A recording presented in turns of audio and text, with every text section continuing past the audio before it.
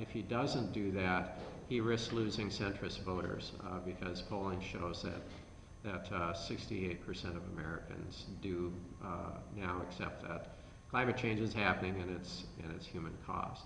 So I think that may be a factor. A lot of the other issues, frankly, as Brian can tell you, they're not factors because scientists aren't out there making them factors. Scientists are really silent in the public policy dialogue because I think that they've confused being political with being partisan. And they are markedly different things. It's important to recognize that and to participate in the political dialogue. Something happened with the foundation of the NSF. Vannevar Bush, the guy who ran the U.S. war effort in World War II, had a great idea when he wrote his paper called Science, the Endless Frontier. He thought, if we can keep this U.S. war effort mobilization of science going, in peacetime, the United States will become the leading economic country in the world because science is an intellectual weapon and it's an economic engine. And he was right. Science has produced half of our economic growth since World War II. It's responsible for 60% of our economic activity right now. But those guys in their wisdom really didn't anticipate what they would be losing with that efficiency of federal funding of scientific research. Because what scientists were doing to a great extent before then is a lot more public outreach. They were reaching out to all kinds of communities and to wealthy benefactors making their case.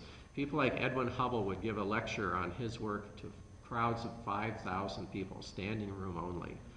After the NSF was formed, it didn't have a public outreach component, and in fact, a university tenure system grew up that has strong disincentives to public outreach. So scientists really removed themselves from the political dialogue as a result.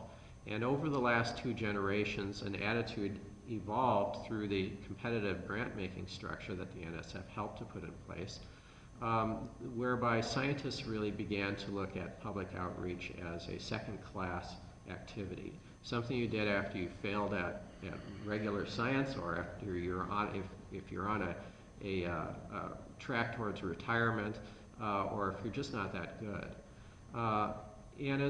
Because of that, scientists really removed themselves from the dialogue. Well, when that happened, religion, business, these other important interests in our national conversation moved into that void. So our public dialogue began to be skewed away from science and towards these factors. Those are important components in any discussion, but we need the voice of science back. Right now, when polled, the majority of Americans cannot even name a single living scientist, even though there are millions of them in the United States. So that's a travesty, and we've got to find a way to change that. Great, thank you. Let me just add one thing, Sean, to that. I actually see the reticence of science getting involved in the public sphere as a cultural issue. And this is really for all of you who may be pursuing science careers of some type or another. There's this feeling like politics is dirty and my work will be polluted when it gets out there, and I will be polluted if I'm out there. It could undermine your objectivity. Yeah, right. And I think it's part of it is we don't teach scientists about the public sphere. You know, they're not required to take courses in, you call it outreach, but in policy making, in communication. You know, so I think that's something that we in the academy have to figure out how to fix. Just to say that. Yeah. Well, thanks. Those are really good comments. Now it's your turn. So we have a mic. Do we have a? We don't have a mic. You want to borrow one of these? Here, take this. All right. So if you have a comment or a question you'd like to ask these two experts and wise guys, wise people, wise men, shoot. Put that over here.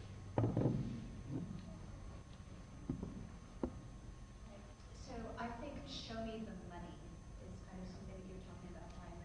And what I'm curious about is, so I gave a little bit of background. I gave a TED talk last week about science advocacy.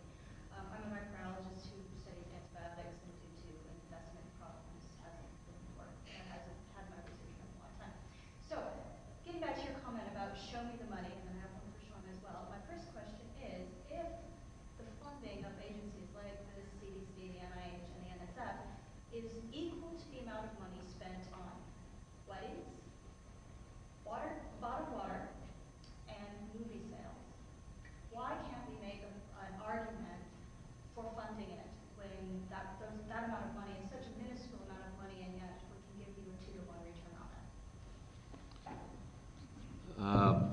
great question and complex answer. First of all, we have to, I would invite you to look at, if you Google in the name Adrian Smith and U-Cut, the Republicans, after taking charge of Congress, created a U-Cut website in which they basically demagogue and ridicule the social sciences with funding and take a lot of pot shots on that. There are easy marks, especially in the social sciences. There are lots of easy marks in the biological sciences and the physical sciences, but most members of Congress and the public can't even understand them well enough for understandable reasons, nor could I probably in many cases, to recognize that there's a lot of baloney there as well. So point one, give the devil his due and recognize that there is a great deal of science spending that is not well spent. We don't like to acknowledge that. I believe it's true.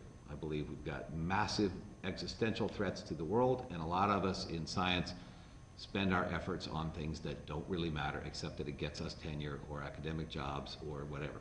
So I'll put that out there to start with. But having said that, the reverse is also true. You know, the point that Sean was making, people take for granted the inventions that scientists do. We're surrounded, my son got a wicked ear infection the other day, and we put eardrops in his ears, and he's fine. He could have lost his hearing. I literally thought, God, I should write that manufacturer a thank you note. I truly should, you know. Well, I disagree with you on that. I mean, yes, we pay for it, but the quality of life, people take for granted what science has achieved. I mean, you get sick, you assume somebody's going to fix you. Well, how the heck did that happen?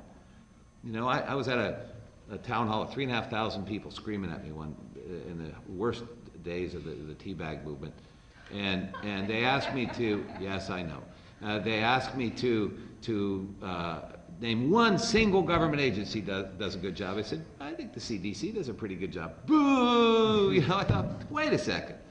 There are people who go into hell itself to try to prevent Ebola virus from breaking out and kill your children. And they risk their lives, and they do astonishing 24/7 research with the brightest minds in the world to come up with vaccines or quarantines, whatever it takes to save our lives. These guys had no idea about it. Torches and pitchforks. Yeah, it's just that attitude.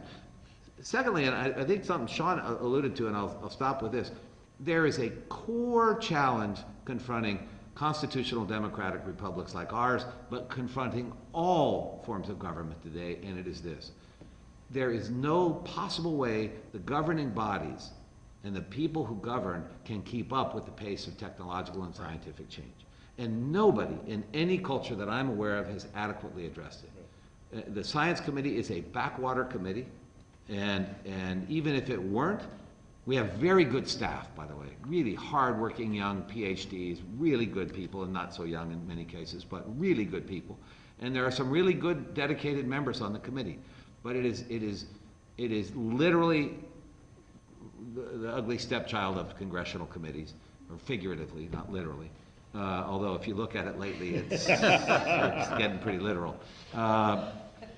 And Sensenbrenner. And all four chairs on the Republican side of all four subcommittee chairs had never served a day in Congress before they became chairs of subcommittees of science.